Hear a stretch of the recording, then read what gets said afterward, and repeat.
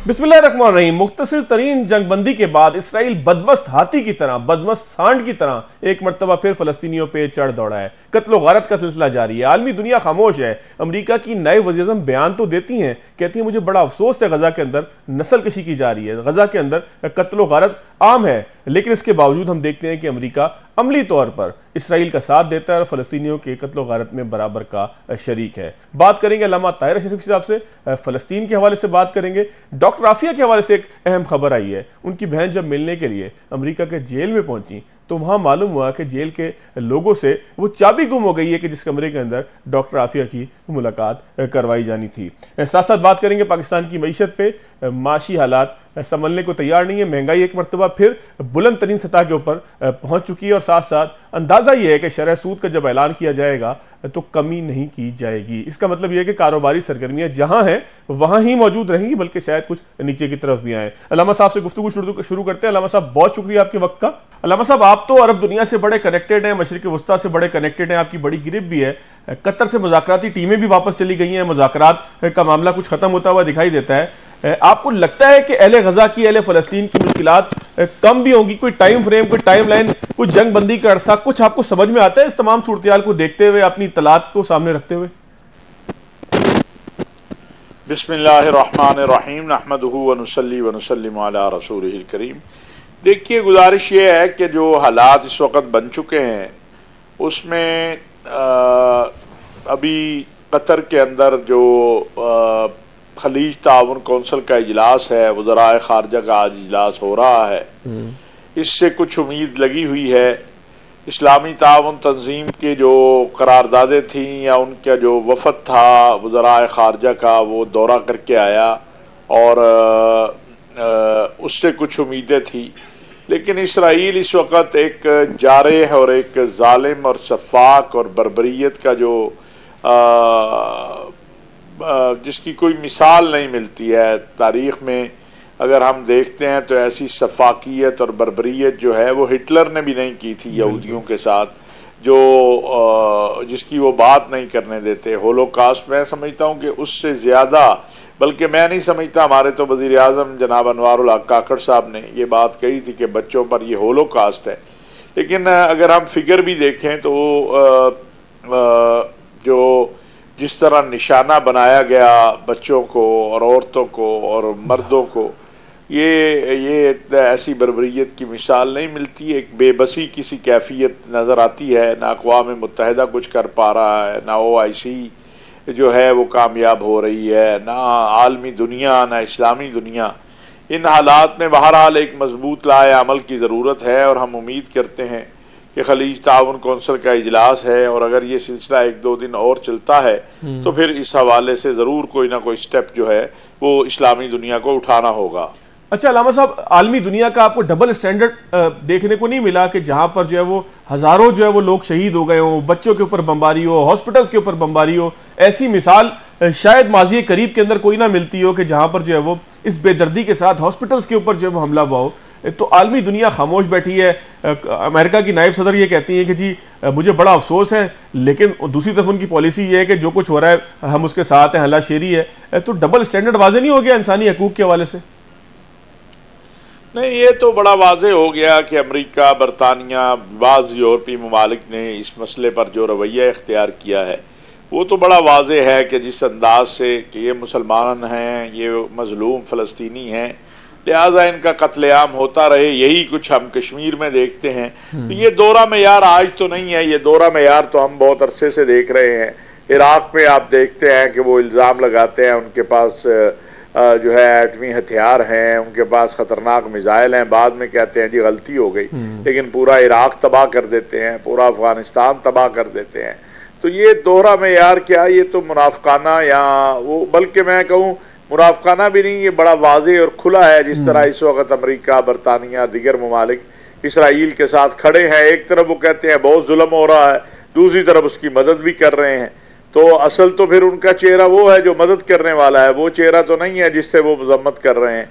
और ये दुनिया देख रही है इस वक्त, और इसके जो खौफनाक मैं मुस्तकबिल देख रहा हूँ वो बहुत खौफनाक है कि अगर ये जंग नहीं रुकती और ये सिलसिला बढ़ेगा तो ये फिर पूरी दुनिया को अपनी लपेट में लेगा। फिर अमन से दुनिया में कोई भी नहीं रह सकेगा। बिल्कुल ठीक है। अल्लामा साहब, मुस्लिम ममालिक का किरदार लोग बड़ी तनकीद कर रहे हैं। तवक्का लोग ये करते थे कि मुस्लिम ममालिक जो कुछ कर रहे हैं उससे ज्यादा आगे बढ़कर करेंगे, तो क्या मुस्लिम ममालिक भी आपको लगता नहीं कि इस मामले के ऊपर किसी शतरमुर्ग की तरह जो है वो सर देकर बैठे हुए? मेरे भाई, तलख हकीकत है, पाकिस्तान है, सऊदी अरब है, यानी अगर मैं उसमें जाऊं तो बड़े ममालिक में हम ही 2 या 3 मुल्क हैं जिन्होंने इसराइल को तस्लीम नहीं किया है। आपके 57 इस्लामी ममालिक में से 36 ने इसराइल को तस्लीम किया हुआ है। 33 ने आज तक अपना सफीर तक वापस नहीं बुलाया, इस जुल्म सितम के बावजूद, इस सारी सूरत हाल के बावजूद। फिर अमरीका, बरतानिया, यूरोप सारा उसके साथ खड़ा है। तो ये सारे हालात अगर आप देखें तो आपको पाकिस्तान जो कुछ कर सकता है, पाकिस्तान मुसलसल कर रहा है। फिर 7 अक्टूबर के बाद एक बहुत बड़ा प्लान था कि इस्लामी दुनिया के अंदर मुस्लिम ममालिक जैसे पाकिस्तान है, सऊदी अरब है, तुर्की है और जो ईरान है, इन ममालिक के अंदर एक नया फितना शुरू कर दिया जाए। इन ममालिक के अंदर जो है आपस में हुकूमतों और अवाम को लड़ा दिया जाए। वो अल्लाह का शुक्र है कि बर वक्त पाकिस्तान ने उस हवाले से इक़दाम किए। हमारे सिपा सलार जनरल हाफिज़ आसिम मुनीर साहब ने दिगर ब्रदर इस्लामी ममालिक के साथ जो है राब्तों के लिए हमारे जो ISI चीफ हैं उनको भेजा और इस सारी सूरत हाल में मुशावरत का अमल शुरू हुआ, इमदादी सिलसिला शुरू हुआ फ़लस्तीनियों का। तो बहुत सी ऐसी चीज़ें हैं जो अभी नहीं कही जा सकती, लेकिन इस जंग के तनाजुर में जो कुछ मुस्लिम दुनिया के साथ करने का खौफनाक प्लान है, अल्लाह ताला उससे मुस्लिम दुनिया को महफूज रखे। वो बहुत ही करबनाक है और उसकी जो तस्वीर सामने आती है तो इंसान दहल जाता है। ये खाली बेचारे फ़लस्तीनियों पर जुल्म सितम का मसला नहीं है, ये तो पूरी मुस्लिम उम्मा को और मुस्लिम ममालिक को जो है वो एक हिलाने का और उनके अंदर इज़्तिराब पैदा करने का प्लान है, जिस पर सर जोड़ के सारे बैठे हुए हैं। और आप देखिए कि तुर्की हो, सऊदी अरब हो, ईरान हो, कतर हो, सब, मिस्र हो, पाकिस्तान हो, सबको फिक्र है। ये नहीं है कि फिक्र नहीं है, गम है जो कुछ हो रहा है, लेकिन जो उसके हालात व वाक़यात हैं उसमें मैं यही कहूँगा है जुर्म ज़ईफ़ी की सज़ा मर्ग मफाजात। हमारे आपस के इख्तिलाफ़ात और हमारे आपस के मसाइल ने हमें यहाँ पे ला के खड़ा कर दिया है, वगरना इसराइल को इतनी बड़ी कुव्वत नहीं थी, लेकिन अब वो कुव्वत बन गई क्योंकि हमारे अपने बहुत सारे उसके साथ खड़े हैं। तो फिर अल कुफ्र मिल्लतुन वाहिदा की तो हम बात करते ही हैं, लेकिन जो अब मुसलमान ममालिक उसके साथ खड़े हैं या उसके तायीद कर रहे हैं या उससे ताल्लुकात रखे हुए हैं, उनका आप क्या कहेंगे? ये तो अल्लाह का शुक्र है कि पाकिस्तान और सऊदी अरब और कुछ और ममालिक हैं जो अभी स्टैंड लिए हुए हैं, वगरना उन गरीबों का तो कोई भी अल्लाह के बाद नहीं है। बिल्कुल ठीक है। अच्छा अल्लामा साहब, डॉक्टर आफिया की बहन ने कोशिश की है, डॉक्टर फौजिया ने मुलाकात की अपनी बहन से, लेकिन वहाँ अजीब व गरीब किस्म का एक बहाना अमेरिका की जानिब से आया है कि जेल के अमला कहता है कि हमारे पास वो चाबियाँ नहीं है उस रूम की, वो गुम हो गई हैं कहीं कि जहाँ बैठ कर मुलाकात करवानी थी। तो कोई डॉक्टर आफिया को इंसाफ भी आपको लगता है कि कभी मिलेगा? मेरे भाई, इंसाफ होता तो आज वो बेचारी जेल में थोड़ा होती। कहीं इंसाफ नाम की चीज है? क्या जुर्म है डॉक्टर आफिया का कि जी गन उठाई थी उसने एक फौजी के ऊपर? कितना अरसा हो गया? 20 साल। और क्या चाहते हैं? आपने उसे नीम पागल कर दिया, आपने उस पर वो तशद्दुद किया। लमान अल हफीज, उसका एक बच्चा गुम हो गया, दूसरा बच्चा जो है उस माँ को 20 साल से मिला नहीं है, बहन धक्के खा रही है, माँ बेचारी जो है वो चेहरा देखते हुए तरसती रही। और कौन सा इंसाफ है? ये कौन से इंसानी हकूक हैं?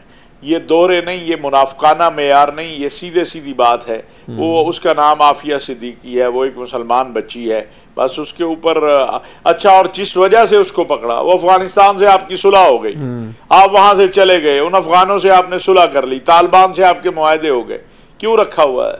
उसे दे दो, वो अपने बच्चों में आए, अपने खानदान में आए, अपने लोगों में आए। लेकिन चूंकि पिछली बार उसकी बहन की मुलाकात हो गई थी, अब उस बेचारी को इस बार ये कोई बात है कि चाबी नहीं मिल रही? चाबी ना मिलना, आप चाबी और बनवा ले, ये इससे मज़ा का खेज कोई बात हो सकती है? बिल्कुल ठीक है। अल्लामा साहब, एक आखिरी अगर आप इस पर रोशनी डाल दें कि अरब इमारात के साथ और सऊदी अरब के साथ हालिया खबरें ये आ रही हैं कि बहुत अच्छा ताउन का एक सिलसिला है कि जिसमें पाकिस्तान में इन्वेस्टमेंट के नए दरवाजे जिस तरीके से कमिटेड थे वो जो है वो खुलने के करीब है या खुल चुके हैं, या अब जो है वो उसके अंदर से जो है वो सेले रवां एक आमदन का जो है वो पाकिस्तान की तरफ आ रहा है? तो कुछ तफसीलात आपके पास हो, क्योंकि जाहिर है कि आप मामनत करते हैं वज़ीर आज़म पाकिस्तान की भी और इस हवाले से काफ़ी इल्म भी रखते हैं। बिल्कुल, मैं आपसे गुजारिश करूं कि इसमें बहुत बड़ी पाकिस्तान को कामयाबी मिली है। हमारे जो आर्मी चीफ हैं जनरल हाफिज सैयद आसिम मुनीर साहब, जब से ये आए हैं इन्होंने बड़ी मेहनत की है। एक तो जो हमारे ताल्लुकात अरब इस्लामी दुनिया के साथ थे उनको बहाली के साथ साथ बेहतर करने के अंदर 2015 के बाद से हमारे ताल्लुकात में बहुत ज़्यादा गर्मजोशी नहीं थी, लेकिन अल्हम्दुलिल्लाह अब बहुत बेहतरीन हमारे ताल्लुकात हैं। दूसरा, ये जो बनी है सरमायाकार सहूलत कौंसल, जो सरमायाकारों के लिए इस पर लोगों का एतमाद बढ़ा है, क्योंकि ये हाफिज साहब का विजन था, उस पर हुकूमत ने भी इत्तफाक किया। तो अल्हम्दुलिल्लाह अमारात से, कुवैत से, कतर से, सऊदी अरब से बहुत बहुत ज़्यादा जो हमारी तवक्कुआत थी, मैं समझता हूँ उससे बेहतर नतायज आ रहे हैं। अरबों डॉलर के मुआहदे हुए हैं। आप देखेंगे कि 3 से 4 हफ्ते के अंदर बहुत अच्छी मजीद खबरें आएंगी। सऊदी अरब ने अपने जो डिपॉजिट करवाए हुए थे 3 अरब डॉलर, उनमें 1 साल का इजाफा कर दिया है।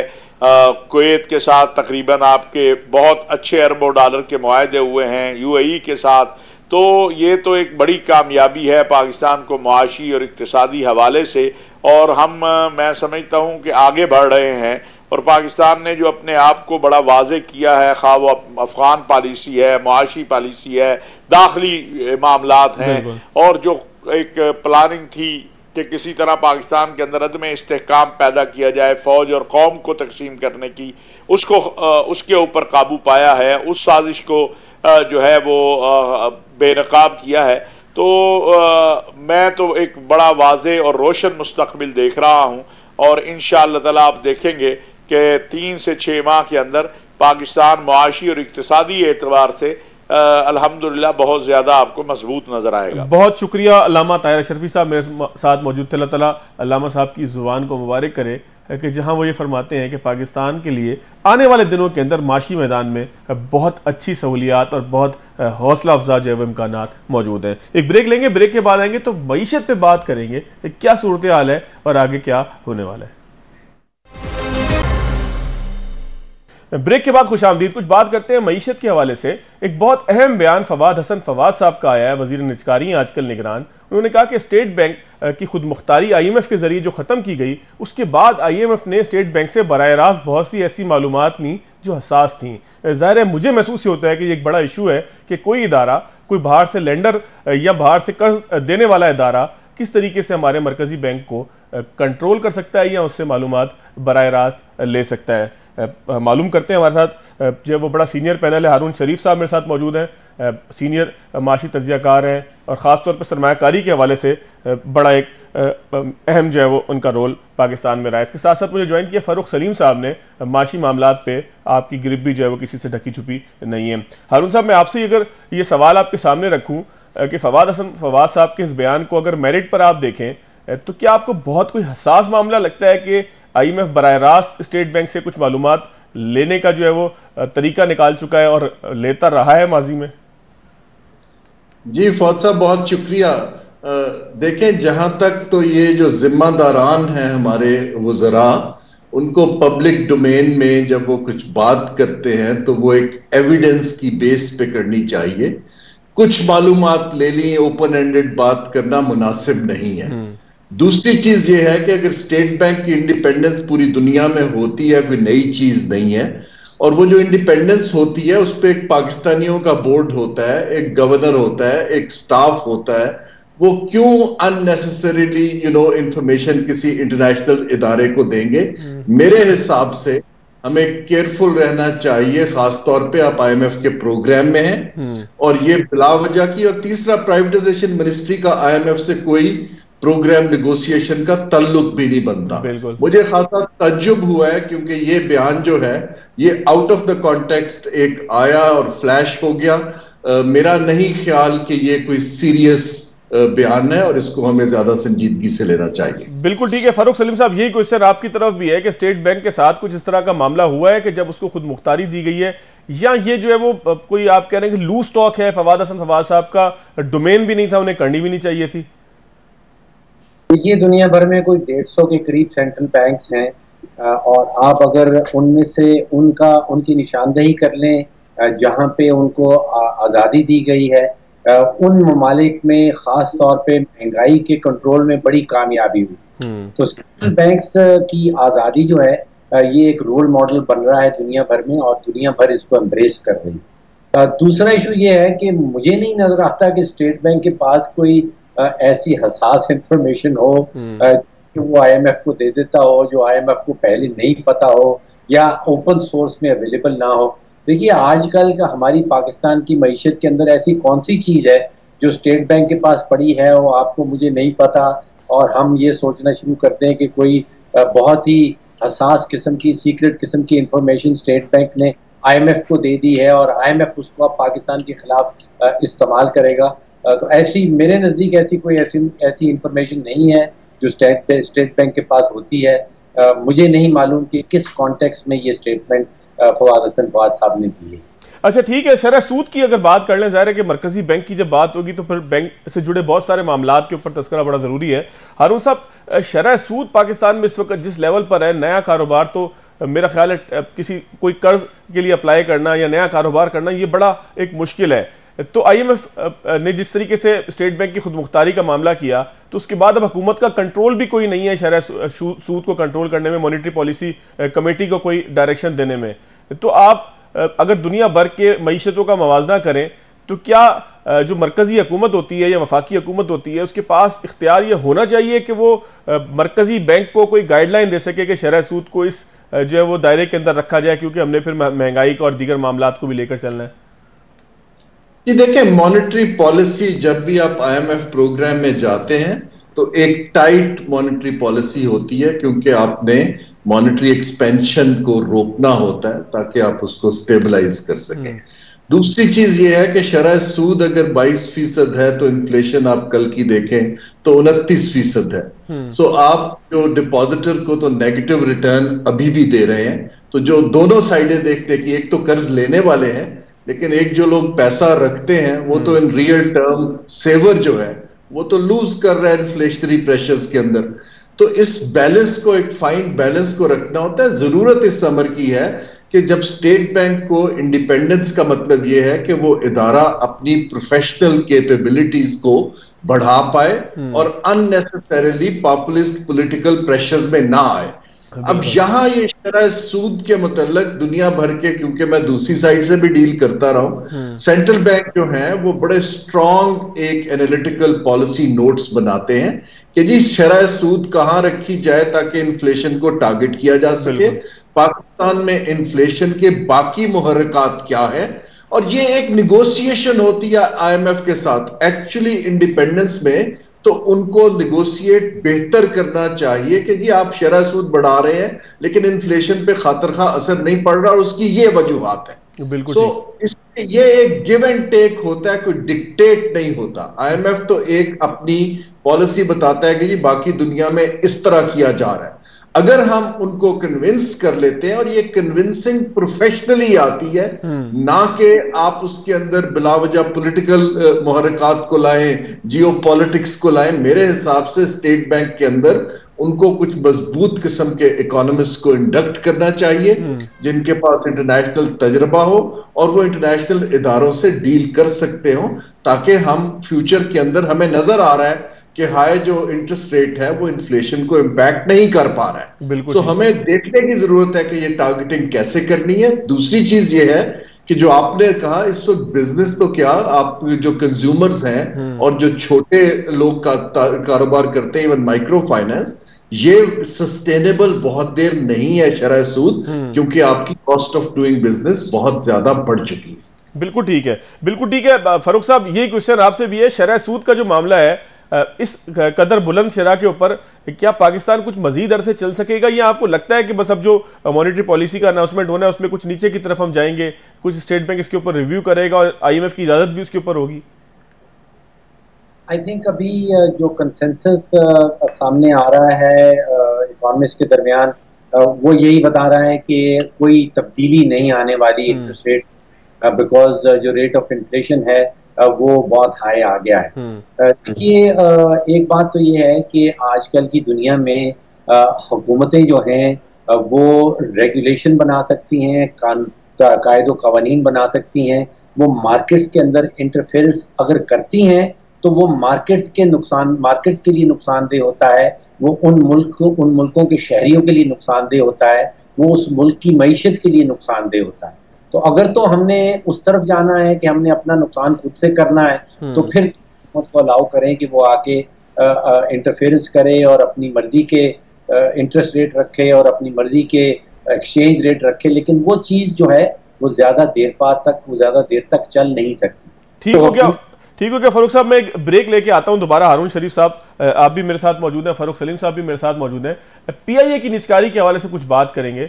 खास तौर पर अब हुकूमत ये चाहती है कि कोई रियल एस्टेट कंसल्टेंट एक रखा जाए जो पीआईए के असासों को, जो बैरून मुल्क न्यूयॉर्क के अंदर रोज वैली होटल मौजूद है और दीगर मामलात है, उसको अब निजकारी की तरफ जो है वो तेजी से लेके जाया जाए। और बहुत से दोस्त हमारे ये कहते हैं कि अब पीआईए की निजकारी तो लाजमी है। निजकारी पर भी बात करेंगे और विंडफॉल टैक्स के हवाले से इस्लामाबाद हाई कोर्ट का एक फैसला है, उसका भी जायजा लेंगे, लेकिन ब्रेक के बाद।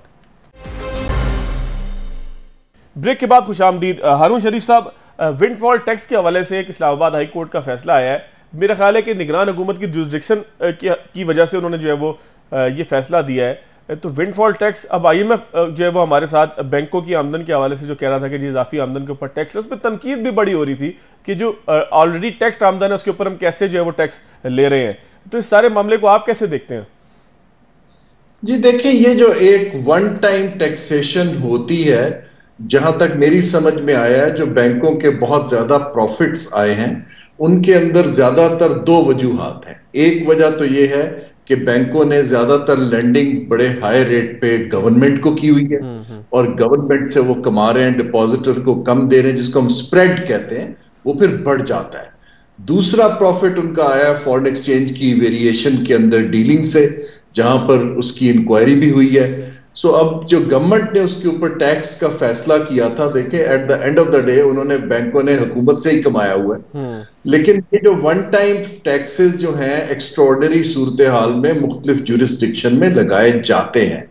मेरा जाती ख्याल ये है कि वो टैक्स हुकूमत को देने की बजाय अगर हुकूमत उसको सब्सिडी कर दे जो स्मॉल एंड मीडियम एंटरप्राइजेस और माइक्रो फाइनेंस हैं, क्योंकि वहां पर शरह सूद 35% के आसपास जा चुकी है, तो वो ज्यादा बेहतर रहता, ताकि बैंक्स जो हैं वही पैसा जो ये वही रीडिस्ट्रीब्यूटिव मैकेनिज्म होता है। लेकिन जब वो गवर्नमेंट की किटी में चला जाता है, फिर तो हुकूमत अपने अखराजात के अंदर यूज कर लेती है। अब जो हाई कोर्ट का फैसला है उसको तो मैं कमेंट नहीं कर सकता, लेकिन फिलहाल मुझे दिख रहा है कि उसको रोक दिया गया है। लेकिन ये जो विंडफॉल प्रॉफिट्स हैं, इनकी रीडिस्ट्रीब्यूशन जो है अगर निचले तबके में हो सके तो वो कोई गलत चीज इन हालात में, मुश्किल हालात में जहां कंजम्पशन लोगों की बहुत सीरियसली अंडर थ्रेट है, कोई ऐसी बुरी चीज नहीं है, लेकिन हमें उसकी टारगेटेड रीडिस्ट्रीब्यूशन को देखना चाहिए। बिल्कुल ठीक है। हारून साहब, थोड़ा सा मैं फारूक साहब की तरफ आऊं, उससे पहले जरा कुछ एक छोटा सा कमेंट कर दीजिएगा, छोटा कर लें या मुनासिब कर लें, कि पीआईए का जो मामला है ये कहीं कंट्रोल होता हुआ हमें दिखाई नहीं दे रहा। पीआईए का दोबारा से जो है वो जो बैंकों के साथ उसके मामला थे वो फिर खराब हो गए। उससे पहले एफबीआर की तरफ से नोटिस थे कि जी आपने जो है वो ड्यूटीज जमा नहीं करवाई, अकाउंट्स आपके हम सीज कर देंगे। तो क्या हल क्या है? पीआईए को क्या स्टेप 1, 2, 3, 4 हुकूमत को लेने चाहिए? जी, हुकूमत ने मेरे हिसाब से जो स्टेप लेने थे ले लिए हुए हैं। एक फैसला हो गया है कि इसको हमने प्राइवेटाइज करना है, अनबंडल करना है, फाइनेंशियल एडवाइजर लगा दिया है। मेरी राय यह है हुकूमत को इसमें जल्दबाजी की जरूरत नहीं है। जो एक इदारा 60-70 साल से चला आ रहा है उसको आप 3 माह में क्यों बेचना चाह रहे हैं? या तो आपको एतबार नहीं है कि इलेक्टेड गवर्नमेंट जो है इसको आगे नहीं करेगी, लेकिन अब ऐसा एफसी भी बन चुका है, तो मेरे हिसाब से कोई ऐसी बात नहीं है कि जल्दबाजी की जाए। अब पीआईए जैसे जो इदारे हैं जो लॉस मेकिंग, उनकी एक तो ऑडिटेड अकाउंट्स की अवेलेबिलिटी का इशू होता है, डेफिनेटली लेंडर्स का इशू होता है, प्रोक्योरमेंट जो उनके जिनके कॉन्ट्रैक्ट चल रहे होते हैं वो रिनिगोशिएट होते हैं। मेरा जाती ख्याल ये है, और लॉस मेकिंग एंटरप्राइज के अंदर कोई हुकूमत को ऐसे पैसे भी नहीं मिलते। बिल्कुल। मेरे ख्याल से मेन इशू तो ये है कि हुकूमत इसको कैसे टैक्स पेयर का पैसा उनके लॉसेस को सेटल करने में इस्तेमाल ना हो। एज लॉन्ग एज हम ये अचीव कर लेते हैं और एक इंडिपेंडेंट मैनेजमेंट को दे देते हैं फ्यूचर में, तो कोई ऐसी बात नहीं कि 1-1.5 साल के अंदर अनबंडल होके बिक जाए। अब जैसे रूजवेल्ट को जल्दबाजी में हमने किराए पे दिया न्यूयॉर्क में, और वो भी किराए पे किस लिए दिया कि जो आपके माइग्रेंट्स आते हैं लैटिन अमेरिका से उनको हाउस किया जाए। अब हुकूमत उस फैसले को रिव्यू कर रही है, वो भी इंटरम कर रही है। सो मेरे हिसाब से हमें जल्दबाजी के फैसलों की बजाय मेन फैसला प्राइवेटाइजेशन नहीं है, मेन फैसला हुकूमत को कमर्शियल एंटरप्राइज चलाने से अलहदा होने का है। बिल्कुल ठीक है। हुकूमत और इसके बहुत से तरीके हैं। प्राइवेटाइजेशन 5-6 तरीकों में से एक तरीका है, और उसके रिजल्ट्स, और ये बड़ा पुराना तरीका है, 1970 की दहाई में 80 में होता था। हम तो अब अचानक उसके ऊपर बहुत एग्रेसिव हो गए। मेरे हिसाब से हमें यह फैसला करना है पॉलिसी कि अब से हुकूमत इन इदारों को नहीं चलाएगी। दूसरा, टैक्स पेयर इनको बेल आउट नहीं करेगा। बिल्कुल। आप मैनेजमेंट को दीजिए, लॉसेस को साइड पे ले जाएं और मैनेजमेंट को टारगेट दीजिए, चाहे बेचें, चाहे पार्टनरशिप करें, चाहे कॉन्ट्रैक्ट आउट करें, चाहे बंद करें, लेकिन ये प्रोफेशनल्स को करने दें, ये मिनिस्ट्रियों का काम नहीं है। बिल्कुल ठीक है, बिल्कुल ठीक है फारूक साहब। यही क्वेश्चन आपकी तरफ भी है कि पीआईए का अगर सिर्फ हम मामला देखें, वैसे तो बहुत सारे बीमार जो है वो इदारे पब्लिक सेक्टर के हैं कि जिनको प्राइवेटाइज हो जाना चाहिए, ये तमाम जो है वो बड़े वईशतदानों का ख्याल है। लेकिन अगर सिर्फ पीआईए को हम देखें तो पीआईए की निजकारी का जो रोड मैप आपको नजर आता है वो दुरुस्त है?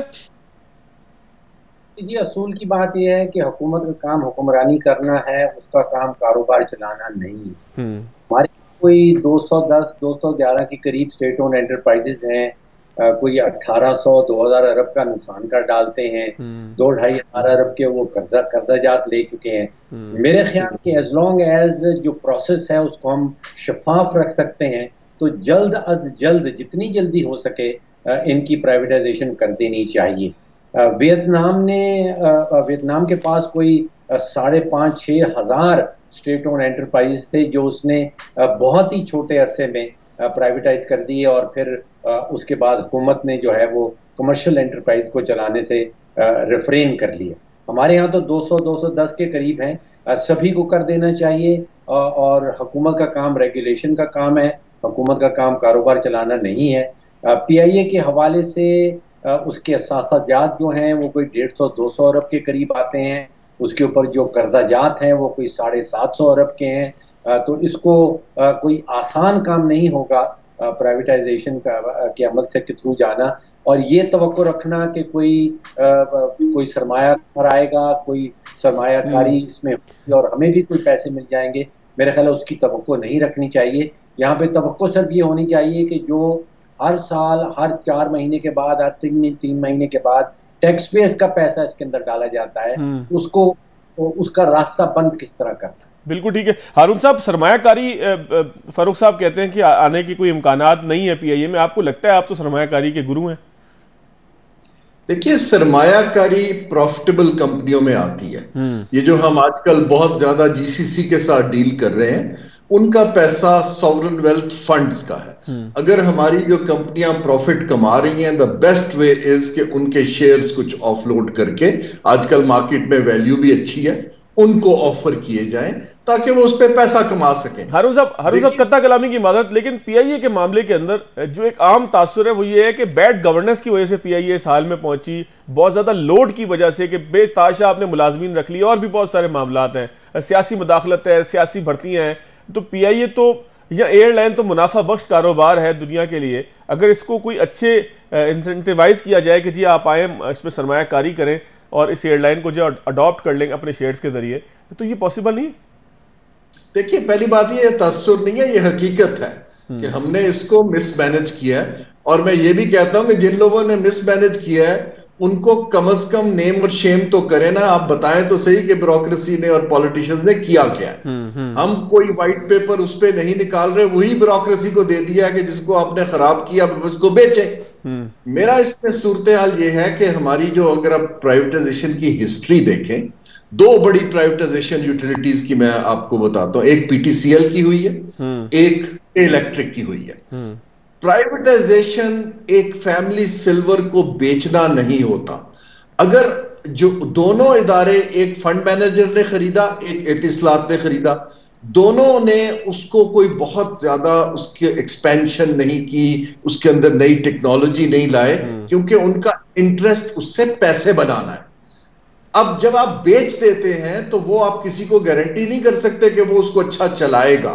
तो मैं अर्ज कर रहा हूं कि मुल्कों ने मुख्तलिफ तजर्बात किए हैं। अगर तो आप चाहते हैं कि पीआईए रिवाइव हो, फिर तो हमें चाहिए कि ऐसी किसी एक्सपर्ट कंपनी को लाएं, not to the highest bidder, जिसके पास हमें यकीन हो कि ये इसको रिवाइव कर लेंगे। अगर हम उसे जान छुड़ाना चाह रहे हैं और बेच देंगे और आगे उनकी मर्जी है कि उसको कैसे चलाएं ना चलाएं, वो एक अलहदा फैसला है। इसलिए पॉलिसी डिसीजंस को बहुत केयरफुली देखना पड़ेगा, क्योंकि पीआईए के पास बड़े लुक्रेटिव रूट्स हैं। असल कीमत रूट्स की है। जो उनके एसेट्स हैं वो तो डेट से अब बिल्कुल मैच भी नहीं कर पा रहे हैं।